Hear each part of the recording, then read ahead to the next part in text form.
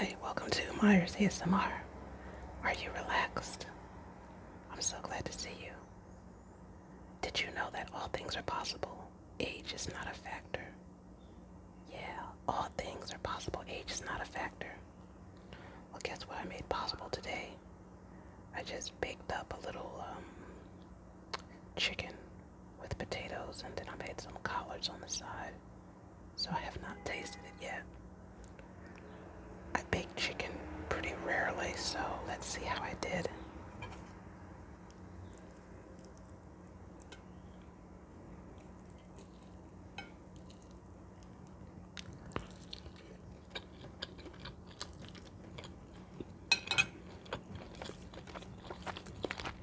It's wonderful.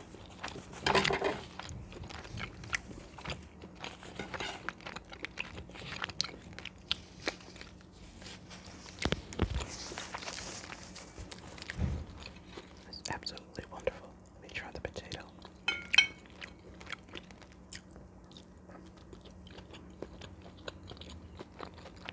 Nice, everything is so moist. It's mildly seasoned. I didn't have any marinade, so I just put the skinned chicken thighs in a plastic bag.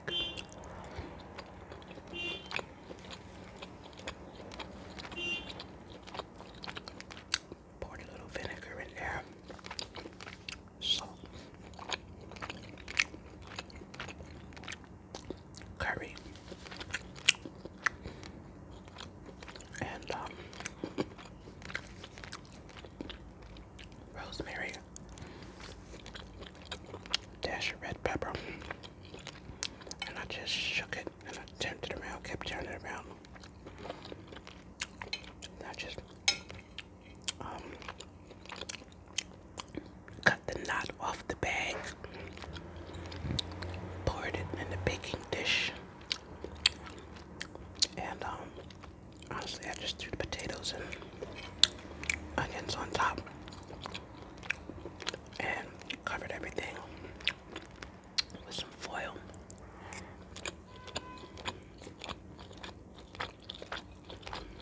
Let it go for about an hour.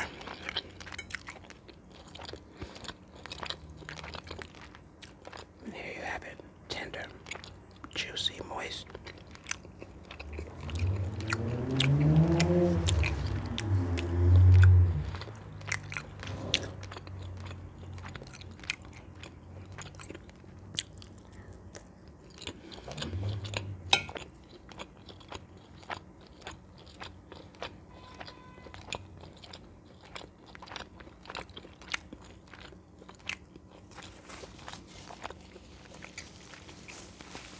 Covering it with the foil was the key.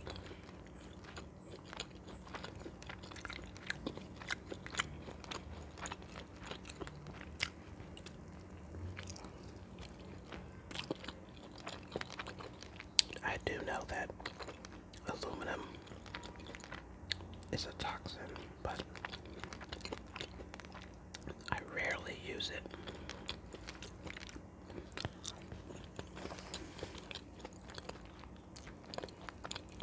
I mean, if you've got a baking dish with a top, that would be even better.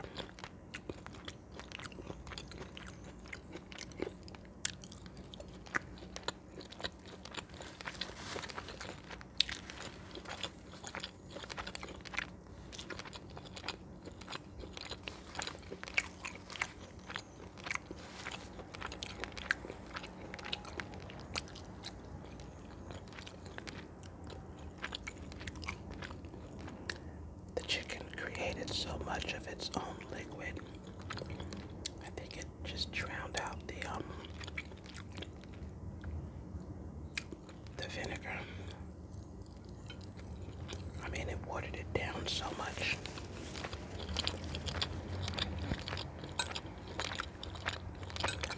But that's okay.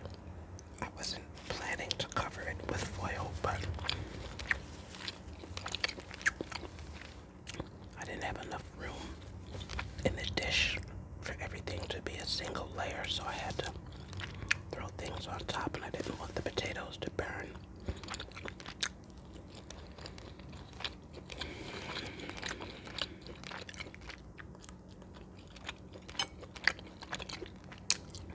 I should have put the potatoes on the bottom.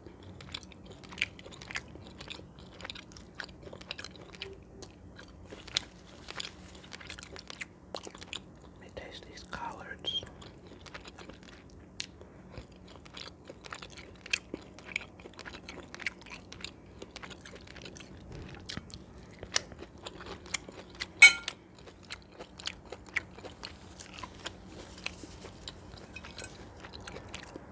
Well, they ate my mama's, but they're fine. I didn't cook the life out of them, so they're still a little tougher than normal.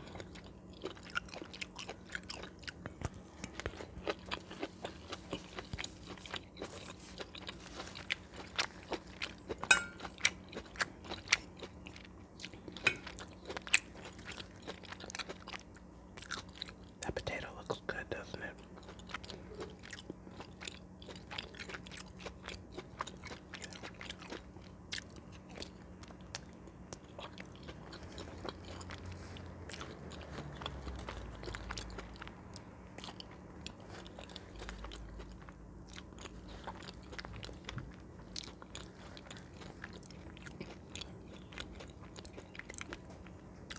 Need to cut down on my salt. This is not salty, which is great.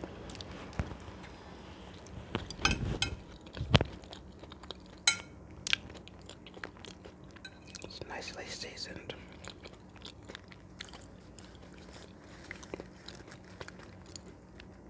It has hints of rosemary and curry.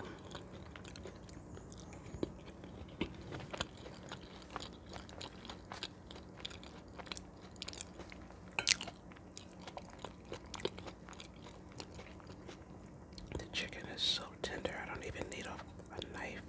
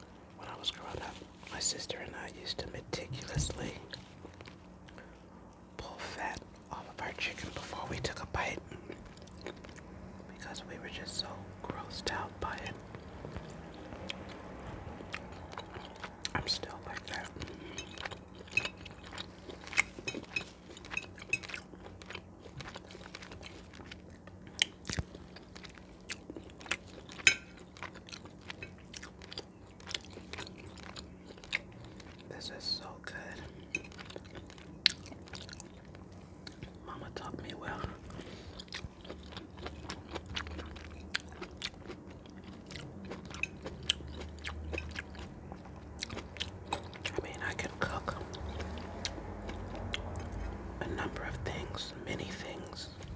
I just choose not to.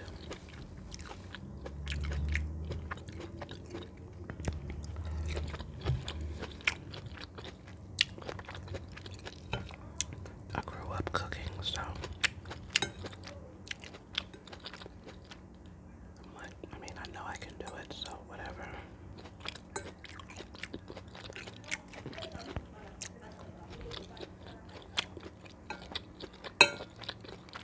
I mean, I like cooking for others. If I had a family, I would cook. I would have to.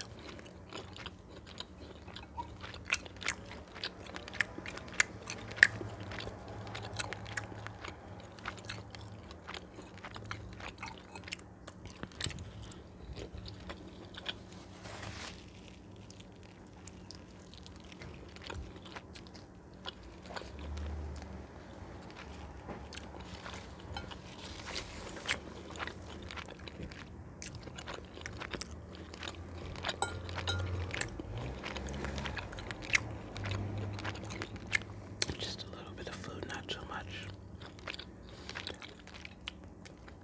I don't like when I'm forcing myself to finish something.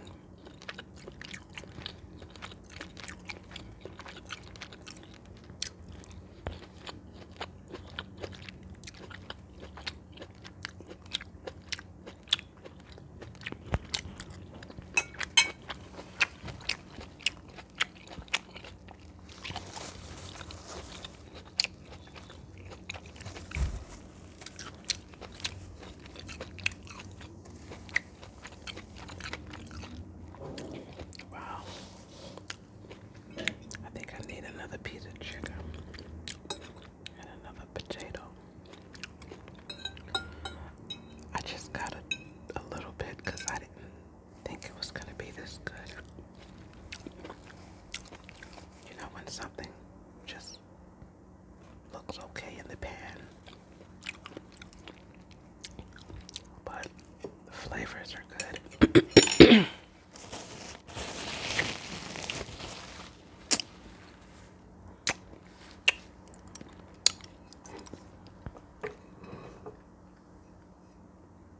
Put that to the side. I made some tea.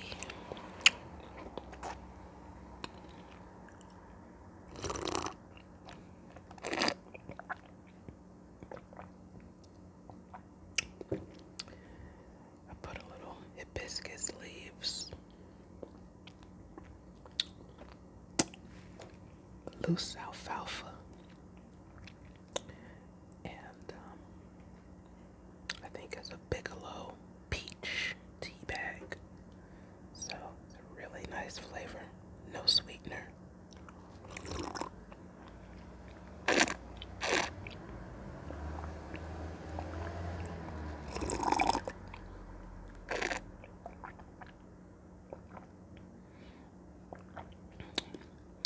I should have put a piece of ginger.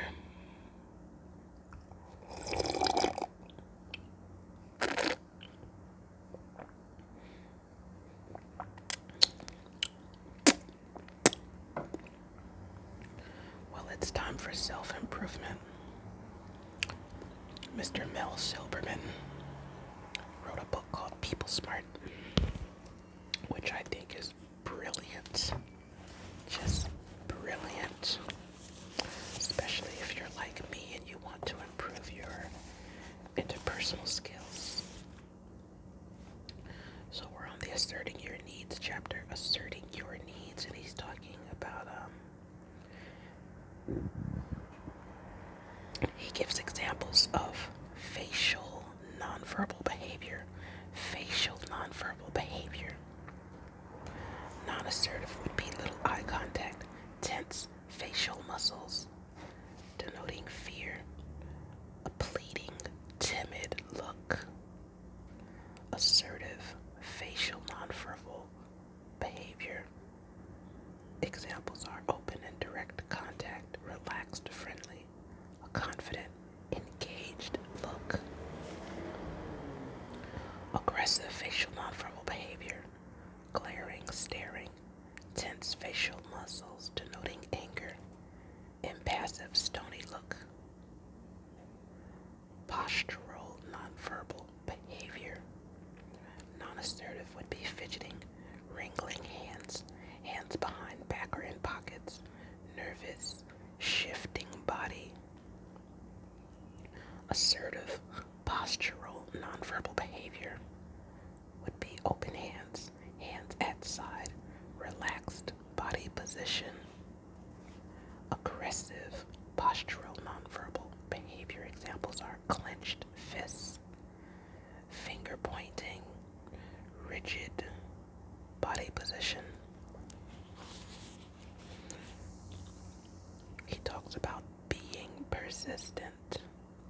We all face situations in which problems persist even though we have been very clear and firm about our expectations.